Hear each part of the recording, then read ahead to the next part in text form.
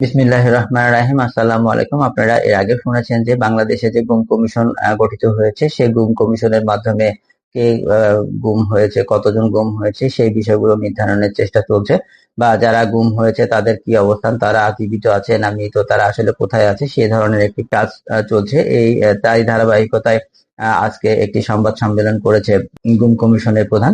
সেই সম্মেলনের যে বক্তব্যটি তিনি দিয়েছেন, সেই বক্তব্য একটি প্রতিবেদন আকারে প্রকাশ করেছে আমাদের। চলেন আগে প্রতিবেদনটি দেখে আসি, প্রতিবেদনে কি বলা হয়েছে, তারপরে আবার যথারীতি যেভাবে কথা বলি সেভাবে কথা বলার চেষ্টা করব। তবে বিষয়টি হলো যে এরকম যারা গুম হয়েছে, যার আত্মীয় স্বজন গুম হয়েছে, সেই বুঝতে পারবে যে তার স্বজন হারানোর ব্যথা। তো আমরা অন্তত তাদের পক্ষে কথা বলি। যারা গুমের জন্য দায়ী তাদেরকে বিচারের সম্মুখীন করা যাবে, এই ধরনের প্রত্যাশা থেকে আমরা আসলে এই কথাগুলো বলতে চাই। আমরা সবাই যারা গুম হয়েছে তাদের আহ, আহ, তারা যদি জীবিত থাকে তারা যেন অতি দ্রুত বের হয়ে আসে। তো চলুন দেখি আহ, আহ, গুম কমিশনের কি বক্তব্য দিয়েছে আর রিপোর্টে কিভাবে বলা হয়েছে। গুম হওয়া ৩৩০ জনের অবস্থান জানার চেষ্টা চলছে। মইনুল ইসলাম। গুম সংক্রান্ত কমিশনের সভাপতি মইনুল ইসলাম চৌধুরী জানিয়েছেন, গুম সংক্রান্ত কমিশনে এখন পর্যন্ত ১,৭৫২টি অভিযোগ জমা পড়েছে। ১,০০০টি অভিযোগ যাচাই বাছাই সম্পন্ন হয়েছে।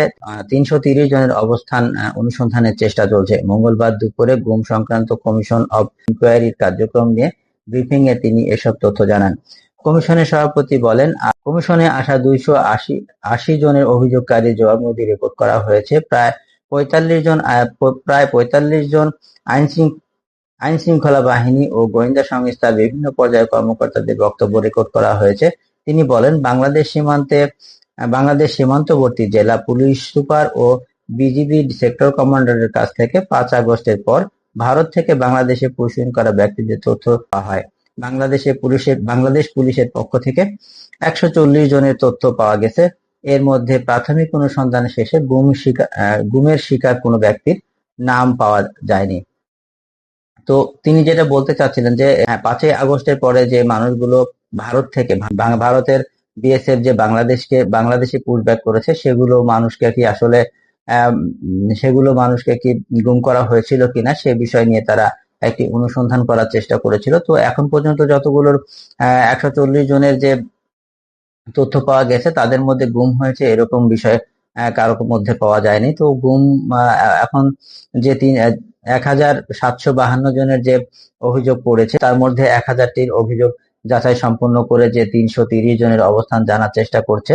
যে সেই অবস্থান যে কি অবস্থায় আছে, তারা বেঁচে আছে কিনা, কোথায় আছে, এখন পর্যন্ত নিশ্চিত হওয়া সম্ভব হয়নি। তবে সবাই ধারণা করছে যে এই যে ৩৩০ জন আসলে জীবিত থাকার সম্ভাবনা খুবই ক্ষীণ।